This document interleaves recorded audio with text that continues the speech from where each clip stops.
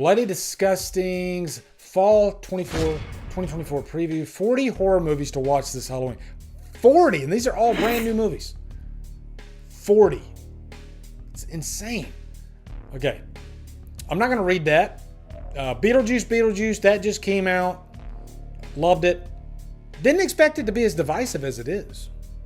You know, I look at Beetlejuice as more of an experience than I do like really zeroing in and on the plot. And I know that's wrong. I know I should treat every movie fairly, but some movies I don't care what the plot is. Just give me those zany characters. Give me a silly Beetlejuice. And it was so nice catching up with Winona Ryder and Lydia, and I loved Jenna Ortega in the movie. I just had a shit-eating grin the entire time. So, you know, maybe if you don't like Beetlejuice, then maybe the movie's not for you. But I love, and it did help that I just watched the original like the week before, so it was fresh. You know. Did you guys like it that have seen it? All right, next one, we got The Front Room. See, this is another example of movies that I don't know if I'll be able to catch this one. Just because, and plus I'm on call this next week, so I can't go to the theater. Although I got a buddy pulling it for me on tomorrow night, so I can go see this one movie that I'm seeing, which is on this list here. We'll get to it in a sec. But I haven't heard really good things about this movie, if I'm being honest. I've heard it's unintentionally hilarious. That's what the Cecil and them over the horror show said. So, yeah. The Demon Disorder. This is one I've never heard of. Shudder puts out a lot of them. Stephen Boyle's effects work has been seen in King Kong, Love and Monsters, Bait, What We Do in the Shadows, Makes a Trillion, and so much more. Now Boyle is set to make his feature directorial debut with a film starring John Noble. A demonic family drama sees a brother dealing with the estrangement of his other brothers and potential possession. There's been a lot of evil movies coming out too lately. A lot of them. And Shudder tends to have quite a bit. Next one is Red Rooms. This is one that I'm really curious about. A serial killer obsession spirals out of control in this new psychological thriller from writer-director Pascal Piante. That sounds familiar. Inspired by the fans who inexplicably flock to serial killers throughout modern history, and further motivated by the current state of cybersecurity and tech crimes. The film is named after the highly disputed violent dark web spaces known as Red Rooms. That sounds interesting. That definitely sounds interesting.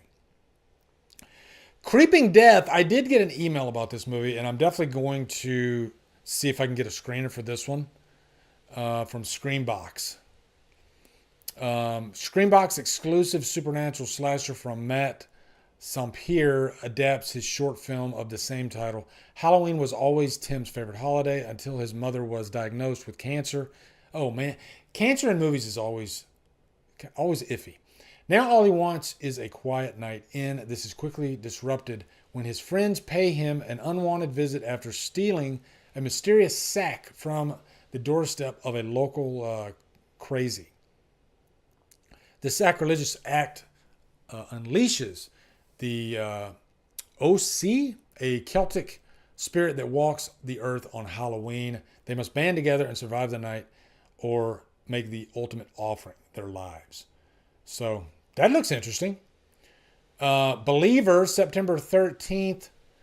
Writer-director Sheldon Wilson's cult sci-fi thriller. A young writer is attacked by a notorious cult leader and mass murderer. A man who exerts inexplicable control over his followers when she claims no memory of the attack. Her family begins to question her motives. And yeah, that one looks interesting. Speak No Evil, I'm seeing that one tomorrow night. We've all seen the trailer for Speak No Evil, so I don't think I need to read through this one. And I think, we'll see, but I think the trailer does give away a lot. Even the first trailer. But I'm going to see this for James McAvoy. I love him as an actor. He's great in horror. And I got a feeling he's going to pull out some nice surprises. So, yeah. Subservience, I just reviewed. You're going to see some mixed reviews on this one. I really liked it. I think the production is great. I think the acting is really great. I think Megan Fox, and that's usually what it comes down to in any Megan Fox new horror movie, is it all depends on her. And if she doesn't deliver, then the whole movie falls flat. But I think she really delivers. And if you love movies like, it's like a modern day Hand That Rocks the Cradle. And I had a great time. It's a sexy thriller too, which is fun. Yeah, I recommend it. Okay, there's gonna be some mixed reviews on this one, but I really liked it. I really liked it. Check out my review. Last Straw, September 20th. A night shift in rural roadside diner transforms into a harrowing, rage-fueled siege in Last Straw, the feature directorial debut of Alan Scott Neal. In the film, a young waitress working the overnight shift alone at a rural juror. What show's that from? A long roadside diner finds herself in a fight for her life when she's terrorized by a group of masked assailants. Ooh, you had me at masked assailants. I'm in. Okay, next one. Never Let Go. Now I have a freaking press screening for this on Thursday night, but unfortunately I won't be able to go see it because I'm on call at work. So these are the times when I wish I did do YouTube full time, but just because of instances like this. But because I am really curious, it's Alexander Aja's next movie with Halle Berry, who's a phenomenal actress. So I bet this is going to be good. I bet Never Let Go is going to be really good. We'll skip forward. The Substance. Oh, I cannot wait. This is, out of the rest of the year, I think this is my most anticipated. The Substance looks phenomenal. The new trailer, I don't know if you want to check out the new trailer. It might, because it gives the plot away, and I kind of like not knowing the plot. So I won't tell you what the plot is, but Demi Moore making her big comeback in this movie, and I think she's really going to deliver. But yeah. Margaret Qualley there, I think she's been really on the rise lately. So I think this is going to be great. Another one that I'm really excited for is Apartment 7A. This one looks really good. It's a prequel to Rosemary's Baby. Remember the young dancer Terry Winafrio that Rosemary Woodhouse befriends shortly after moving into the Branford apartment building in Rosemary's Baby. This is her story. I did not know that. Interesting. A new prequel to Roman Polanski's horror classic. Directed by Relic filmmaker Natalie Erica James. The film stars Julia Garner, another actress. I will not miss any of her movies. She is amazing. Diane Wiest. Oh, wow. From Beetlejuice. I'm sorry. Edward Scissorhands. I was watching Edward Scissorhands last night, actually. Jim Sturgis and Kevin McNally. Jim Sturgis, I don't think I've seen him in anything in a while. So, yeah, that one looks really good. I mean, I love Rosemary's Baby, guys. I'm a huge fan. Azrael, September 27th. High concept action horror film directed by E.L. Katz, Channel Zero. The Haunting of Bly Manor, Cheap Thrills. From an original script by Simon Barrett. The Guest. Ooh, you're next. Godzilla X Kong. Stars Samara Weaving. So that's Samara. Okay. Yeah, I'm definitely in for that. You had me at Samara Weaving. Boom, I'm done. In a world in which no one speaks, a devout female-led community hunts down a young woman, Weaving, who has escaped her imprisonment. She'll stop at nothing to avoid being sacrificed and survive. That looks good. Bagman. Let's see. Girl with All the Gifts and Outcast director. Family finds themselves ensnared in a nightmare as they are hunted by a malevolent mythical creature in this horror film penned by John Homey. Sleep. Feature film debut of South Korean filmmaker Jason Yu tells the story of a newlywed couple expecting their first child. Parental anxieties and everyday stresses trigger an unnerving sleepwalking habit as it escalates into aggression. So it's definitely going to have some Asian flavor to it. Carved, October on Hulu. Carved is based on a 2018 short. A lot of movies based on shorts, which can be kind of iffy. Of the same name, written and directed by Justin Harding for Hulu's Bite-Sized Halloween. Follows a heartbroken teenage playwright, her younger brother, and a group of survivors who become trapped in a historical reenactment village on Halloween night must band together to survive a relentless attack by a sentient and vengeful pumpkin. Mr. Crockett, director Brandon Espy's feature debut is based on his popular short featured in Hulu's Bite Size. So it's another one of the Hulu's. Diabolical children's TV show host and Jerrica Hinton as a mother who will stop at nothing to protect her son. New slasher arrives just in time for Halloween. All right, you have me at slasher. Here's a big one. Salem's Lot, coming straight to Max. Is it a TV show? Long-awaited adaptation of Stephen King's Salem's Lot with director Gary Doberman. Annabelle Comes Home. I liked Annabelle Comes Home. Is finally seeing release after a lengthy delay.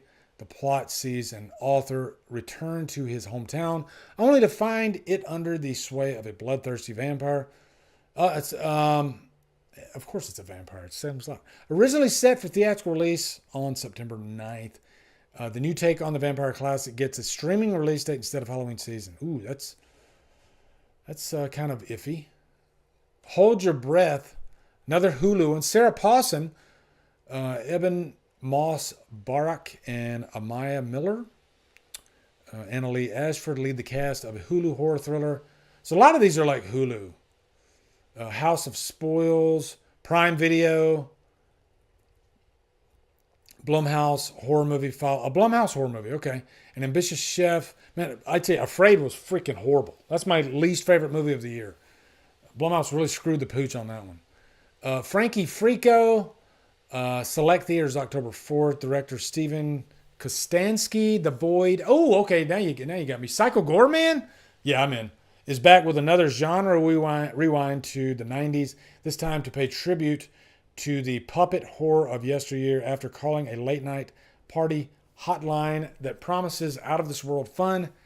Uptight yuppie Connor Sweeney must battle the pint-sized forces of evil unleashed through his phone line, led by a maniacal rock and roll goblin. It's What's Inside, October 4th. That's Netflix. A lot of feature debuts. Halloween season with a twisty sci-fi romp. Chaos ensues, lavish weekend. Wedding party. Next one is The Platform 2. I still need to see The Platform. I've heard that's got some gnarly stuff in it. So if you've seen the first one, then you kind of probably know what to expect in this one. I need to see the first one. Things Will Be Different, October 4th, theaters, VOD. Writer, producer, editor Michael Felker's feature debut includes a twisty sci-fi thriller produced. So VHS Beyond. I'm going to start skipping through because I'm seeing that I still got I'm only halfway through these, guys. So check out this article. I'm only going to stop at the, but man, look at that image. Jesus, that's gnarly. VHS Beyond. Daddy's Head. Shudder. Mads, October 11th. Shudder. That one looks fun.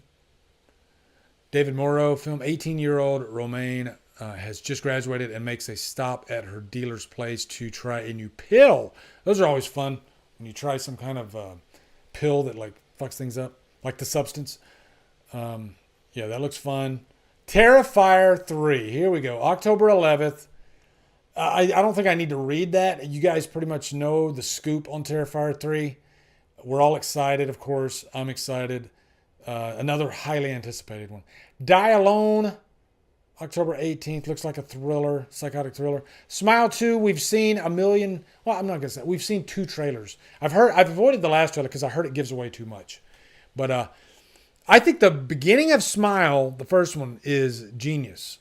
I think it doesn't finish strong. So I'll definitely be there day one for this, though.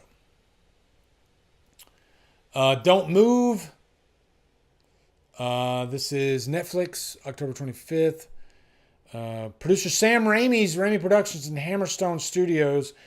Barbarian is Don't Move. I'm definitely in for this one. Adam Schindler and Brian Netto directed the film, wherein a grieving woman hoping to find solace deep in the isolated forest encounters a stranger who injects her with a paralytic agent. As the agent gradually takes over her body, she must run, hide, and fight for her life before her entire nervous system shuts down. That sounds great.